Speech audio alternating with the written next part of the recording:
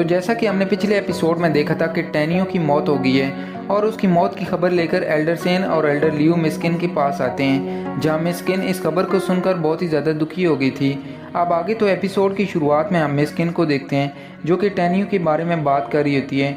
वो कहती है कि पिछले 50,000 सालों में इनर सेक्ट के पास कोई ऐसा डिसिपल नहीं आया। वो एक फेटल सोल वाला कल्टिवेटर होने के बावजूद अपने आप को हर एक पॉइंट पर प्रूव करते गया, मगर देखो आज तुम उसकी मौत की खबर लेकर आ रहे हो। यहाँ पर मिस्किन टैनियो की मौत से बहुत ही ज़्यादा दुखी हो गई थी, यहाँ तक कि वो रोने लगती है। जिसके बाद वो वहाँ दोनों एल्डर से पूछती है आखिर टैनियो की मौत कैसे हुई, जिसके जवाब में एल्डर लियू बोलते हैं कि मैंने इस बारे में छानबीन की और मुझे पता चला कि पिछली रात टैनियो कल्टीवेशन करने के लिए मार्स लार्ड अरीना के 683 फ्लोर पर गया था और बताते हैं कि वहाँ सुबह होने से पहले कोई स्पेस टाइम टावर के अंदर घुसकर टैनियो पर अटैक कर देता है और उसने मीडियम स्पेस टाइम टावर को पूरी तरह से डिस्ट्रॉय कर दिया था।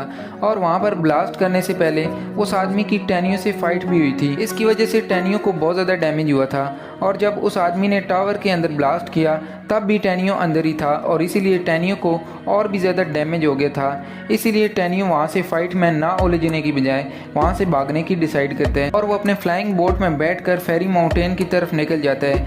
मगर जैसे ही वो वहाँ पहुँचता है तो उसकी ऑलरेडी मौत हो चुकी थी। और फिर एल्डर लियू कहते हैं कि जिसने टैनियो को मारा और पूरे मीडियम स्पेस टाइम टावर को डिस्ट्रॉय कर दिया, और कहता है कि ऐसी पावर किसी नॉर्मल इंसान के पास होना पॉसिबल नहीं है। मेरे ख्याल से इसके पीछे कोई इनर सेक्ट का एल्डर ही है। और फिर वो 3 ग्रेट एल्डर का नाम भी बताते हैं जिन्होंने पहले टैनियो को मारने के लिए बंदे भेजे थे। इसके बाद वो मीडियम स्पेस टाइम टावर के बारे में कहने लगते हैं कि वहाँ मार्शल आर्ट अरीना में पूरी तरह से डिस्ट्रॉय हो चुके हैं और वहाँ पर जितने भी हमारे डिसाइपल्स थे सबको काफ़ी ज़्यादा चोटें आई हैं और वो सब बहुत ज़्यादा घायल हो गए हैं। जिस पर मिस्किन कहती हैं कि अरीना पूरे फेरी वर्ल्ड में सबसे अच्छी जगह मानी जाती थी, मगर देखो आज हमारे डिसाइपल को अरीना के अंदर ही जाकर किसी ने मार दिया। ये तो हम सब के लिए एक बहुत ही शर्म की बात है। जिसके बाद वो कहती है कि जिस किसी ने भी ये काम किया उसको तो मैं नहीं छोड़ूंगी, उसे मैं सज़ा दूंगी। और ये कहते ही वो एक इंस्टेंट बेल निकालती है और उसको रिंग करती है, जिसकी आवाज़ पूरे पिल फैक्शन में गूंज उठती है। जिसकी आवाज़ सुनकर पिल फैक्शन के जितने भी लोग थे वो सब हैरान हो गए थे। वो सब कह रहे थे कि इस बेल को तो तभी बजाया जाता है जब कोई बहुत ज़्यादा इमरजेंसी आई होती है। जिस पर दूसरा आदमी कहता है कि मेरे ख्याल से तो इनर सेक्ट में कोई बहुत ही बुरा हुआ है। और फिर वहाँ से सभी लोग अरीना की तरफ निकल जाते हैं। जिसके बाद हमें दूसरे सेक्ट के स्टूडेंट्स को दिखाया जाता है जहाँ पर वो लोग कह रहे होते हैं कि इस बेल की आवाज़ तो हज़ारों सालों से किसी ने नहीं सुनी थी।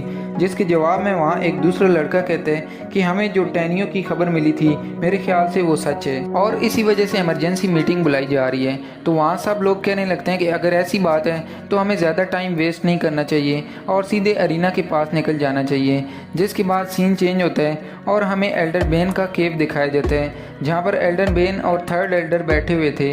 वहीं ज़मीन पर एक लड़का जख्मी पड़ा हुआ था। यहाँ पर एल्डर बेन थर्ड एल्डर की हीलिंग करने में मदद कर रहा था। तभी उन्हें बेल की आवाज़ सुनाई देती है जिसको सुनकर थर्ड एल्डर घबरा गए थे।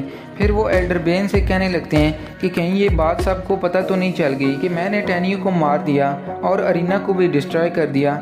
जिस पर एल्डर बेन कहते हैं कि आपको इस बारे में ज़्यादा टेंशन लेने की ज़रूरत नहीं है, आपने तो सिर्फ एक मामूली से इंसान को मारा है जो कि टैनियो था और वो भी फेटल सोल वाला, और ना ही वो किसी रॉयल फैमिली से बिलोंग करता था और ना ही उसकी सोल कोई जीनियस थी। और कहते हैं कि मुझे तो ये बात बिल्कुल भी समझ नहीं आ रही है कि मिस्किन इमरजेंसी वाला अलार्म क्यों बजाकर मीटिंग को बुला रही हैं, वो भी एक मामूली से इंसान के लिए, वो भी एक फेटल सोल वाला। तो कहते हैं कि मिस्किन मीटिंग इसलिए बुला रही हैं क्योंकि वो पता करना चाहती हैं कि आखिर वो कौन एल्डर है जिसने टैनियो पर अटैक करके अरीना को डिस्ट्रॉय कर दिया। क्योंकि ये बात तो क्लियर है कि कोई भी नॉर्मल इंसान अरीना को डिस्ट्रॉय करने की पावर नहीं रखता, इसके पीछे कोई ना कोई एल्डर तो होगा ही।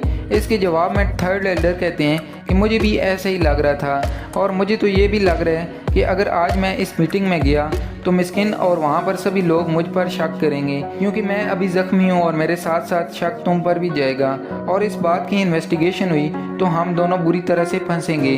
तो फिर एल्डर बेन कहते हैं कि अगर ऐसी बात है तो फिर आप यहाँ ही आराम करो, उस मीटिंग में सिर्फ मैं जाऊँगा और अगर वहाँ पर किसी ने आपके बारे में पूछा तो मैं कह दूँगा कि आप कहीं ज़रूरी काम के लिए गए थे। और इस वजह से इस मीटिंग पर नहीं आ सके। अब इस पर थर्ड एल्डर एल्डर बेन का शुक्रिया अदा करते हैं, जिसके बाद एल्डर बेन वहाँ से निकल जाते हैं। फिर सीन चेंज होता है और हमें अरीना का सीन दिखाया जाता है, जहाँ पर सभी एल्डर मिस्किन की बुलाई जगह पर पहुँच जाते हैं और वहाँ मीटिंग में मिस्किन सभी एल्डर्स को देखती हैं और फिर कहती हैं कि यहाँ पर थर्ड एल्डर मिसिंग लग रहे हैं, आखिर वो कहाँ हैं, वो इस मीटिंग में क्यों नहीं आए। इस पर एल्डर बेन कहते हैं कि थर्ड एल्डर अभी इमोर्टल पिल सेक्ट में गए हुए हैं अपने घायल बेटे से मिलने के लिए।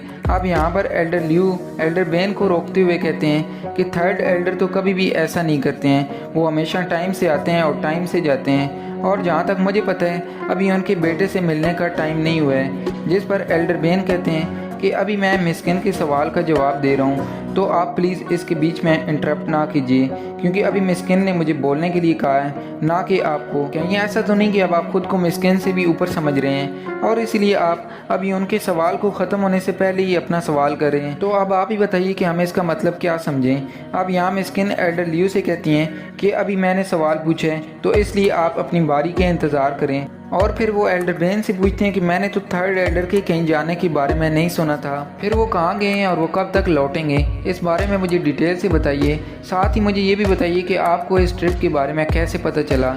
जिसके जवाब में एल्डर बेन कहते हैं कि कल शाम को थर्ड एल्डर मेरे केव में आए थे, क्योंकि वो अपने बेटे पोंग टैंग की सेहत के बारे में एक बात करना चाहते थे, और वो मेरे पास इसलिए आए थे क्योंकि मैं उनके बेटे का एल्डर हूँ जो मेरे सेक्ट के अंदर आता है, और वहाँ मेरी थोड़ी बातचीत भी हुई थी। जिसके बाद थर्ड एल्डर वहाँ से इमोर्टल सेक्ट के लिए निकल गए थे और कहते हैं कि अगर आपको मेरी बात पर यकीन नहीं है तो फिर आप चलकर मेरी केव की छानबीन कर सकते हैं। इस पर मिस्किन कहती हैं कि इसकी कोई ज़रूरत नहीं, मैं तो यहाँ बस ये पूछ रही थी कि थर्ड एल्डर यहाँ मीटिंग में क्यों नहीं आए और वो आखिर कहाँ। तो यहाँ पर इस पार्ट का एंड होता है। अगर आपने पिछला पार्ट नहीं देखा तो वो भी देख लें, और इससे रिलेटेड और भी वीडियोस के लिए हमारे इस वीडियो को लाइक करें ताकि हमारे वीडियो को रीच मिल सके। Thank you so much.